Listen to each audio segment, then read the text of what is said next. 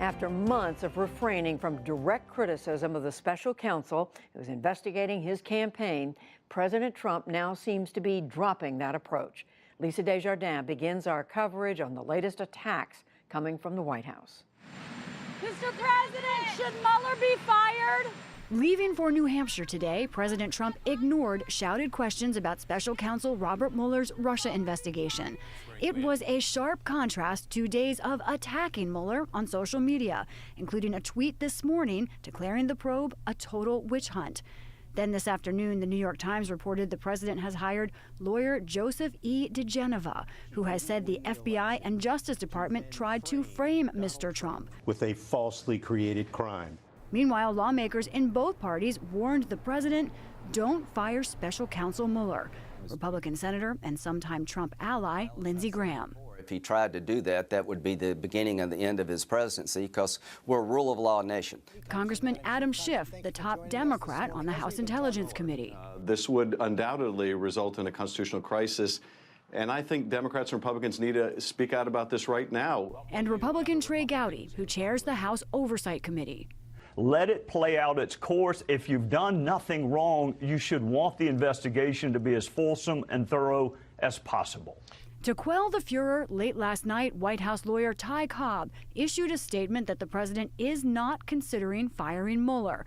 And White House Legislative Director Mark Short insisted Mr. Trump is frustrated about a probe he sees as wasteful, but remains compliant. We have cooperated in every single way, every single paper they've asked for, every single interview. The flurry of reaction came after the New York Times reported Thursday that Mueller has subpoenaed business documents from the Trump Organization, something Mr. Trump had called a red line last year. By Sunday, the president was attacking Mueller by name for the first time, accusing his team of being stacked with 13 hardened Democrats, some big crooked Hillary supporters, and 0 Republicans. In fact, Robert Mueller himself is a longtime registered Republican. He was appointed FBI director by Republican President George W. Bush. Mr. Trump is partially correct. According to the Washington Post, 13 of Mueller's 17 staff lawyers have at one time registered as Democrats. 6 of the 17 donated to former Democratic candidate Hillary Clinton in the 2016 race. Cruel, un-American, and mean-spirited. In a related story today on the House floor, Democratic Congressman Steve Cohen of Tennessee criticized the Justice Department's Friday firing of Andrew McCabe 2 days before he was set to retire. It was a shot across the bow at other government officials who are doing their jobs.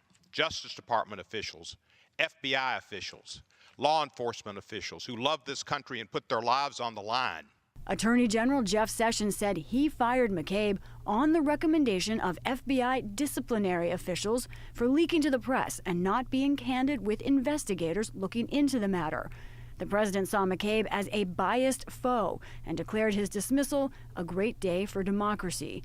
House Majority Leader Kevin McCarthy defended McCabe's firing on Saturday. And I know a lot of Democrats are out there and trying to make this a political problem, but it's not.